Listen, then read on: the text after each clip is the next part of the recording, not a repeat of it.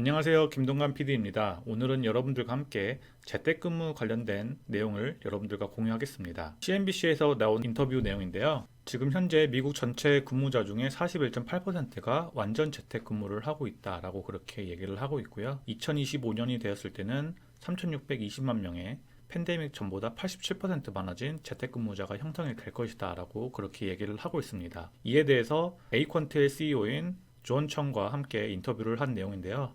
이 에이퀀트라는 회사는 1986년에 설립된 세계에서 가장 큰 마케팅 그리고 크리에이티브 인재 파견 회사로서 매년 1만 명 이상의 기그 이코노미에 최적화된 그런 인원들을 일자리를 제공을 해주고 있다라고 그렇게 소개를 하고 있습니다. 재택근무 트렌드에 가장 밀접한 연관을 가진 이런 회사의 CEO는 어떤 의견을 가지고 있는지 한번 보도록 하겠습니다. 인터뷰가 진행이 되고 재택근무 트렌드가 과연 느려질까에 대한 질문에 대해서는 너무 심플하게 NO라고 대답을 했는데요. 지금 현재 사무실 근무자들의 고용 자체가 굉장히 힘들어질 것이다 라고 얘기를 하면서 세 가지의 이유를 댔습니다. 첫 번째로는 근로자들의 재택근무를 너무 선호한다 라고 그렇게 얘기를 하고 있는데요. 여러 가지 측면에서 시간을 전략을 할 수가 있죠. 아침에 출퇴근 시간이라든지 옷을 입는 시간이라든지 여러 가지 쓸데없는 시간들에 대해서 더 이상 소비를 할 필요가 없다라는 점들이고, 그리고 일과 삶에 있어서 더욱더 적절한 밸런스를 유지할 수 있는 그런 모습에서 너무 좋다라고 그렇게 얘기를 하고 있고요. 그렇기 때문에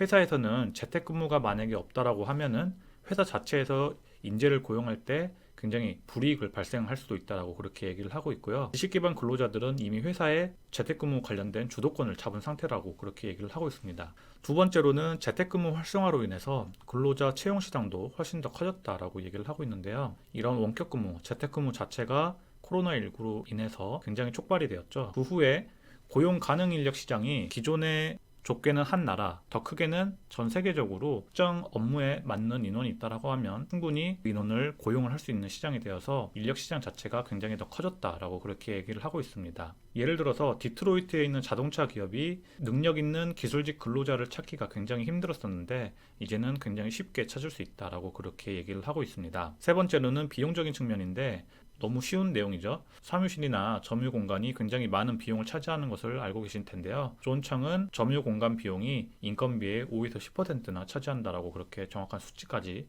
주면서 얘기를 하고 있는 부분입니다. 그리고 CNBC에서 그럼 다시 한번 물어봤습니다. 산업별에 따라서 재택근무에 관련된 여건이 다르지 않냐라고 그렇게 얘기를 하고 있거든요. 그런 부분에 있어서는 존청 CEO는 너무나 심플하게 대답을 했습니다. 산업이 아니라 기업 문화 형태에 따라서 다른 것이다 라고 그렇게 얘기를 했는데요. 백신이 배포가 된 후에 세 가지 기업의 형태가 나타날 것이다 라고 얘기를 하고 있습니다. 하나는 기존의 사무실에 복귀하는 그런 모습일 테고, 두 번째는 재택근무를 적극적으로 권유를 할 것이다 라고 그렇게 얘기를 하고 있고요. 세 번째는 재택근무와 사무실 근무가 이렇게 결합이 된 하이브리드 형태가 나타날 것이다 라고 얘기를 하고 있는데요. 두 번째 부분이 굉장히 재미있는데, 재택근무를 적극적으로 권유하는 그런 기업들이 저희가 알고 있는 그런 테크 기업들 뿐만 아니라 푸조, 포드, 내셔널 인슈런스, 모건 스탠리 같은 기업들도 재택근무를 굉장히 활발하게 진행을 하고 있다라고 그렇게 얘기를 하고 있고요. 뉴욕대 마케팅 교수로 재직하고 있는 스캇 갤러웨이의 재택근무 관련된 의견도 공유드릴 텐데요. 코로나19로 인해서 상업용에서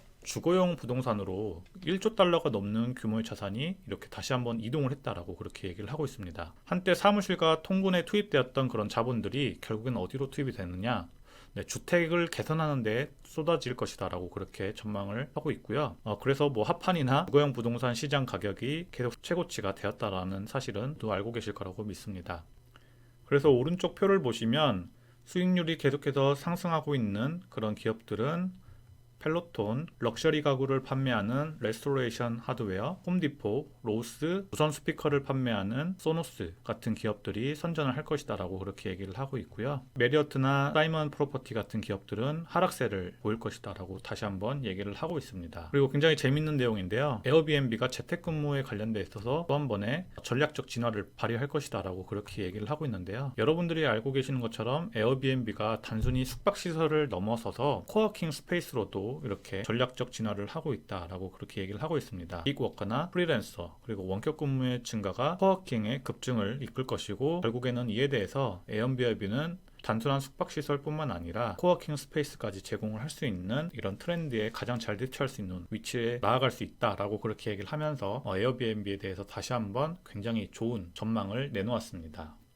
재택근무 트렌드가 계속된다고 하였을 때 과연 우리들은 어떤 방향으로 투자를 진행을 해야 될지 고민할 수 있는 그런 시간이 되었으면 좋겠습니다.